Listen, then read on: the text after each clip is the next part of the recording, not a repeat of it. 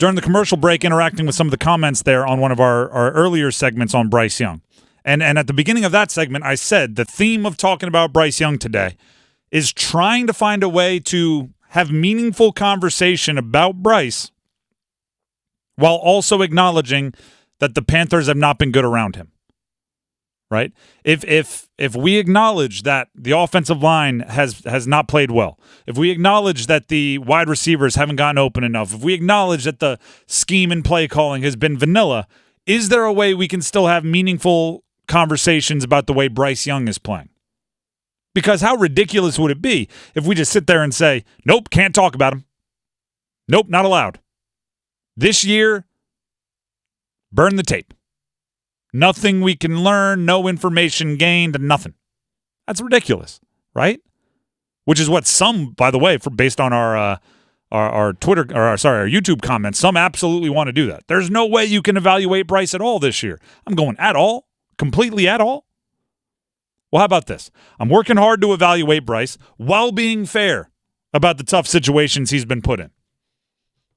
In the second game of the year, Bryce Young played against the New Orleans Saints.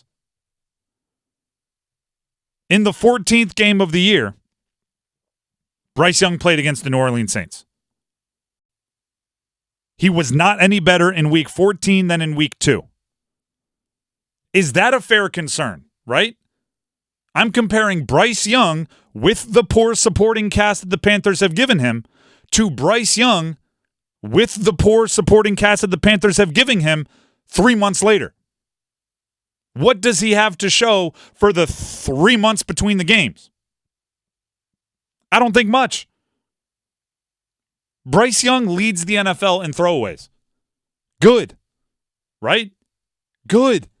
If nobody's open and your line is collapsing, guess what's the smart thing to do? Throw it away. Do it every play. If your wide receivers aren't open and your offensive line is not protecting, throw it away every play.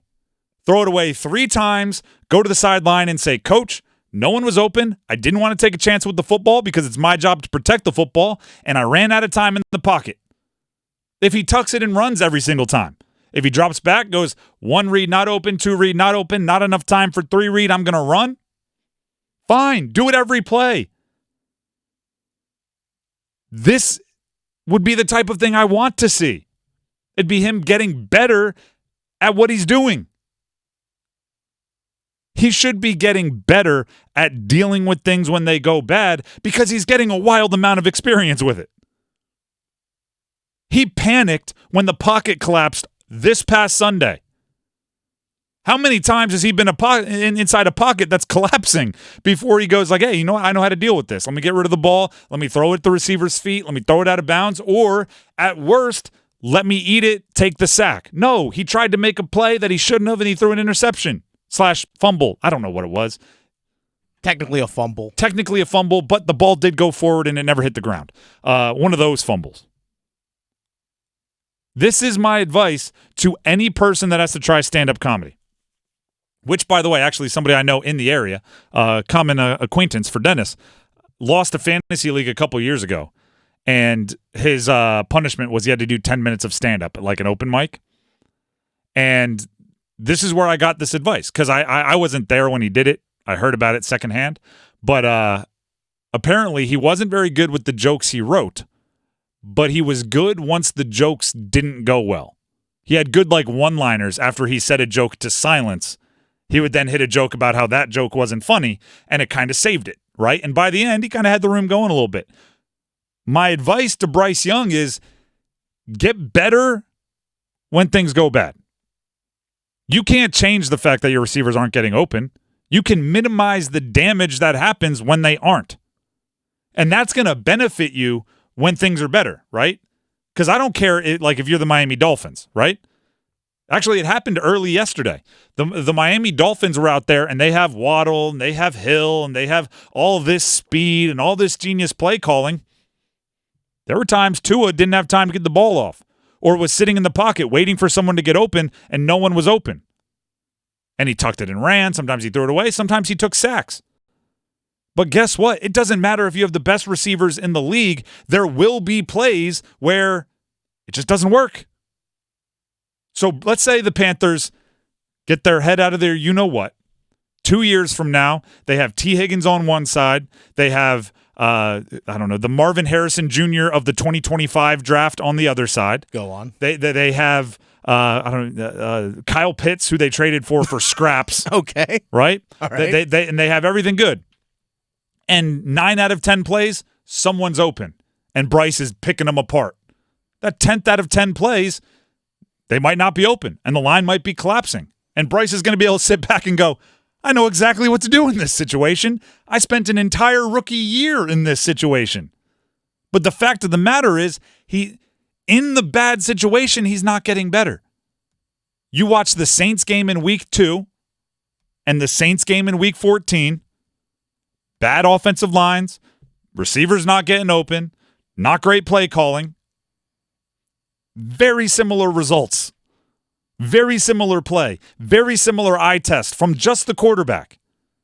You could actually argue the stats were a bit better in week 2. That's like, tell me, is that fair? Yeah. Is that a way we can evaluate Bryce Young? Like, because I hear you, if the whole like Bryce Young versus CJ Stroud comparisons, if you want to scream that's unfair because CJ Stroud had Tank Dell and Nico Collins and these guys ended up being very good and Singletary's had his moments, and like if you want to say that it's unfair to compare CJ Stroud to Bryce Young because their supporting casts are so different, fine. Right? I think that would take a lot of critical thinking to make those kind of comparisons. And if you don't want to do that, fine. But can you compare Bryce Young with the Panthers to Bryce Young with the Panthers? Is that a comparison we're allowed to make? And say, for the last 3 months, what do you have to show for it? For the last 3 months, how have you gotten better? Because if you haven't, what are we doing here? Like I said, he leads the league in throwaways. I'm not critical of him for that. Right? If he breaks the all-time record for most throwaways in a season, some people will look at him and go, oh, he's not pushing the ball downfield. Oh, he needs to take more chances. He needs his receivers a chance. I'm going to look at him and go, well, was the best, safest thing to do on those plays throw it away? What was the right choice? Yeah. What was the right choice? Were receivers open? Because I watch the Panthers a lot, and a lot of plays there aren't receivers open. I don't want him forcing it just because it's like, well, I've thrown away the last 3, and I don't want to go 4 in a row. Right? The true confidence would be just keep making the right play, even if it's bad. You ready for this example? Everybody's been here. Actually, do kids still use Scantrons when they're taking tests? Oh, great question. Probably not. Have you ever gotten that move where you've had B 4 straight yeah, and you start going like, well, I got to throw an A, a C, or a D in here because I can't go 5 straight Bs, right? Mm-hmm. So it's like, but you know what the true confidence is? Looking at the 5 questions and going, no, all 5 of these answers are Bs. That's the right answer. I'm just going to keep putting in the right answer, even if it feels kind of weird and it's messed up on the teacher to play with our minds like this. I'm just going to keep putting in what I think is the right answer.